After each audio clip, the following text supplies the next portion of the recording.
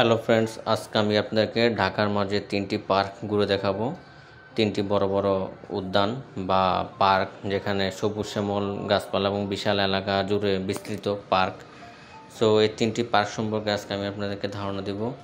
So চলুন প্রথমে চলে আসি আমাদের জিয়া উদ্যানে। এই যে দেখতে পাচ্ছেন, এটি হচ্ছে জিয়া উদ্যান। এটি বিজয় সরণিতে অবস্থিত এই জিয়া উদ্যানটি, অথবা চন্দ্রিমা উদ্যান। এখানে চন্দ্রিমা উদ্যান এবং জিয়া উদ্যান উভয় একটি পার্কের মধ্যে অবস্থিত। জিয়া উদ্যান এবং চন্দ্রিমা উদ্যান এক এরিয়ার মাঝেই। এখানে মূলত চন্দ্রিমা উদ্যান এবং জিয়া উদ্যান এই দুটি নাম প্রকৃতপক্ষে একই স্থানকে বোঝায় এবং ব্যবহারের দিক দিয়ে কিছু পার্থক্য রয়েছে। যেমন চন্দ্রিমা উদ্যানে চন্দ্রিমা শব্দটির অর্থ হচ্ছে চাঁদের আলো বা মুনলাইট। এই নামকরণের ভিত্তিতে মূলত উদ্যানটি সৌন্দর্যের কারণে এটি চন্দ্রিমা উদ্যান হিসেবে বিবেচনা করা হয়। এই পার্কগুলোর বৈশিষ্ট্য হলো এটি একটি বৃহত্তম উদ্যান, মানুষের হাঁটাচলা, বিশ্রাম ও প্রাকৃতিক সৌন্দর্য উপভোগের জন্য জনপ্রিয় স্থান। এবং এখানে রয়েছে সুন্দর একটি সেতু। এটি স্থানীয়দের এবং পর্যটকদের জন্য ভ্রমণের একটি আকর্ষণীয় স্থান। এবং জিয়া উদ্যানের কথা যদি বলি, ইতিহাসের কথা, যেমন চন্দ্রিমা উদ্যানের মধ্যেই আমাদের বাংলাদেশের প্রাক্তন রাষ্ট্রপতি জিয়াউর রহমানের সমাধি। জিয়াউর রহমান 1981 সালে নিহত হয় এবং তাকে চন্দ্রিমা উদ্যানে সমাহিত করা হয়। এই কারণে অনেকে এই উদ্যানটিকে জিয়া উদ্যান নামেও পরিচিত। সো এখন আমরা চলে যাব হচ্ছে রমনা পার্কে। এটি অবস্থিত ঢাকার শাহবাগে এই রমনা পার্কটি। এটিও বৃহত্তম একটি পার্ক এবং প্রাকৃতিক ঘেরা এবং সৌন্দর্যের দিকে সেরা। ঢাকার মাঝে হাঁটাহাঁটি, চলাচল বা ঘোরাঘুরির জন্য বা সময় কাটানোর জন্য সুন্দর একটি পার্ক এই রমনা পার্কটি। এই রমনা পার্কটির আয়তন প্রায় 68.50 একর এবং এটি স্থাপিত হয় মূলত মোগল আমলে।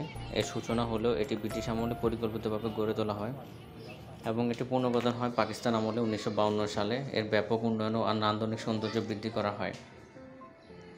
এখানে রয়েছে প্রায় 71 প্রজাতির গাছ, 35 প্রজাতির ফুল, 28 প্রজাতির ফলের গাছ রয়েছে।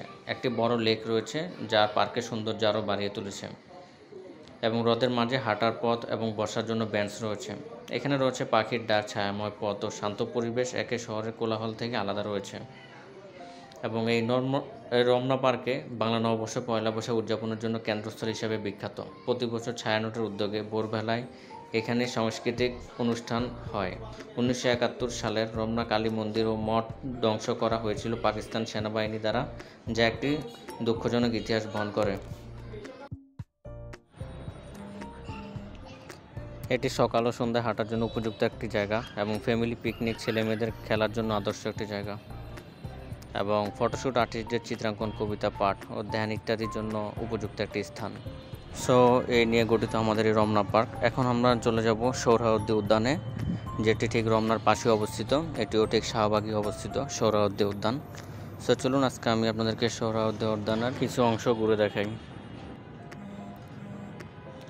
এই সোহরাওয়ার্দী উদ্যানটি রমনা পার্কের পূর্বাংশে অবস্থিত। এই সোহরাওয়ার্দী উদ্যান, এর পূর্ব নাম ছিল রেসকোর্স ময়দান।